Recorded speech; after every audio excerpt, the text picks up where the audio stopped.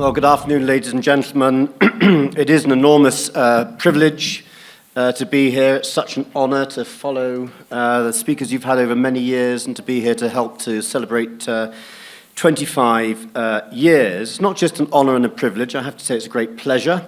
I've visited many times now. I've watched the Brazilian system as it has evolved in recent years, bringing us to where we are today. Now, Bill Kovacic and I have spent a lot of time today in each other's company, driving up from Sao Paulo, mainly talking about the political system in the United States and the United Kingdom.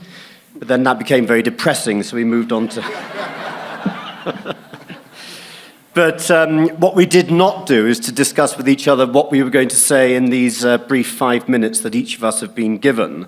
Bill, of course, had prepared some notes, and I had prepared some notes, and it just shows you can have parallel behavior without collusion, because everything he has just said is what I was also intending to say. But just a few thoughts of my own. One of the things, I mean, both of us, we're very fortunate. We travel the world, and we go to many places where there are new systems or fairly mature ones going through a process of evolution, and we're quite often in rooms with 200, 300 people. And the thing that does strike me is that whether we are the lawyers, the economists, the officials, the judges, there is something about this subject that brings people together in a way that other subjects, I think, do not. I can't imagine that the lawyers that lease Boeing 747s, technically brilliantly, but I can't imagine they have quite such interesting discussions as we have among ourselves. Maybe I'm wrong, maybe that's unfair to those people, but somehow I think not.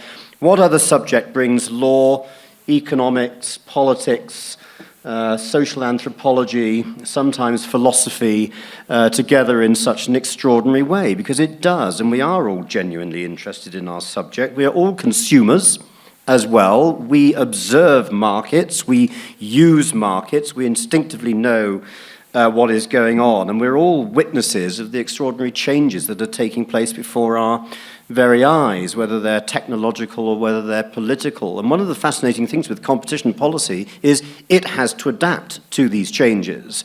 You know, how many conferences are there taking place at this very minute on competition in the digital age and how to deal with the platforms and so on and so forth. Politics around the world are in a very fascinating state, and we're having to think about growing protectionism and the reaction against globalization and the discussion over whether public interest criteria should come more into competition policy. These are all very live issues, and we're all engaged with them, and we're having to debate them amongst ourselves. And then I'm very much following what Bill just said. I wrote a list here of if you want to build a civic society that understands what competition policy is, individuals may not like it, but they need to understand what it is. Well, who are the different stakeholders? And it's not just the lawyers that defend the clients and the officials and the economists that help. And my list had the lawyers, the economists, the authorities, the judges, but also the politicians, and politicians have to be involved in this whole process in a number of different ways and for different reasons. The consumers' associations, terribly important part of the system if you want it to work and function healthily. Universities have an enormously important role to play in all of this. Bill mentioned the business media, and I had journalists on my list as well. So the question then is, how do you bring all these different interest groups together so that you can have a debate? Because you won't have a successful competition law system if the only learning is through the rough and tumble of cases. That's rather sterile. It's important, but it's really rather sterile. You need a broader forum in which to debate things. And then I was thinking, as I go around the world and look at the various different institutions that there are, which are the admirable ones and what role do they play? It's obvious that the ABA in the United States is hugely important, and I've been to Latin America many times, and every lawyer I have spoken to. Of course, they're at the ABA, and then I spend a lot of time in Southeast Asia, South Asia, East Asia, and all the lawyers from there, they will be at the ABA. It's a wonderful organization. But of course, predominantly that is a networking organization, and it's very good at what it does. The IBA is an estimable organization, and that does bring together many different people, and the debates are very sophisticated and so on, but that is, of course, what it is. It is an international bar association. It's linking people across the globe. But what we're talking about here today is the national organizations that cement together, glue together the different participants in the domestic system. And I've been to parts of the world where an organization such as IBRAC just does not exist. Or insofar as there's anything, it's really rather embryonic and not functioning terribly well. And then I think to myself, where in the world is this sort of organization working well? And it does seem to me, for some reason, Latin America is kind of up there, top of the class. And then within Latin America, I would have to say IBRAC. I admire what you've done hugely. 25 years speaks for itself, 300 plus people in this room today. I did go online earlier today to look at the other events you've got lined up for the rest of this year, and I thought, well, I might stay on until Christmas, actually.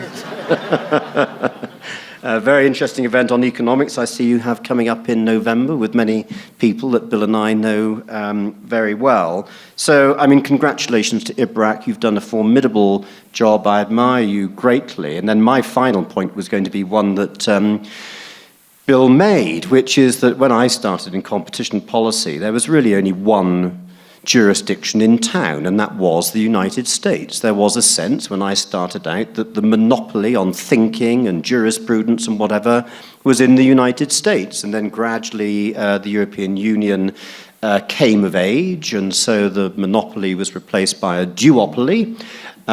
We even got to a point where some Americans began to think that what we were doing in Europe was quite good. Not many, but some did. And so we went from the era of monopoly to duopoly, and it seems to me now that we've entered an era of competitive oligopoly. And that is because there are new jurisdictions that have joined at the top of the class. And it's absolutely clear to me, if I might say so, that Brazil is one of them. And I go around the world and I see developing systems looking at jurisprudence in other jurisdictions. Of course they look at the US. Of course they look at the EU. But people now also look at experience in Brazil because it is considerable, it's mature, and there are very interesting insights to be learned from what has taken place here over the years. And my final comment was going to be, would Brazil be up there without the input of IBRAC? And I think the answer to that is no, because you do manage to bring together people in a way that is almost unique. And congratulations, and can I come in 2032?